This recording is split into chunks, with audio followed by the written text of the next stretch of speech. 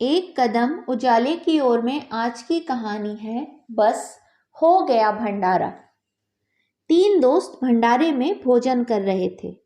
उनमें से पहला बोला, काश हम भी ऐसा भंडारा कर पाते। दूसरा बोला, हाँ यार, सैलरी तो आने से पहले ही जाने के रास्ते बना लेती है। तीसरा बोला, खर्चे इतने सारे होते हैं तो कहाँ से करें भंडारा। उनके पास बैठे एक महात्मा भंडारे का आनंद ले रहे थे और वो उन तीनों दोस्तों की बातें भी सुन रहे थे।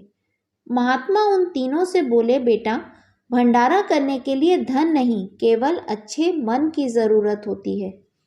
वह तीनों आश्चर्यचकित होकर महात्मा की ओर देखने लगे।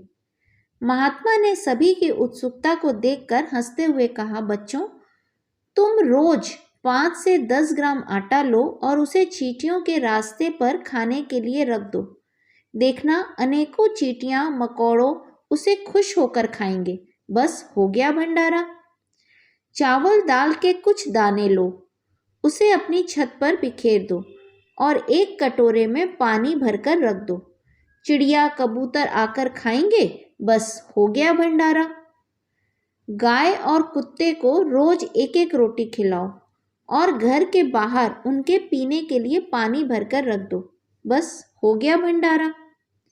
ईश्वर ने सभी के लिए अन्न का प्रबंध किया है।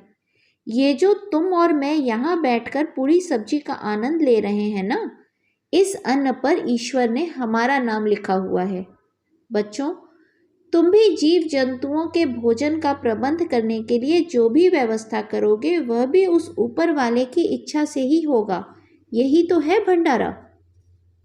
महात्मा बोले, बच्चों, जाने कौन कहाँ से आ रहा है और कौन कहाँ जा रहा है, किसी को भी पता नहीं होता और ना ही किसी को कहाँ से क्या मिलेगा या नहीं मिलेगा यह पता होता है।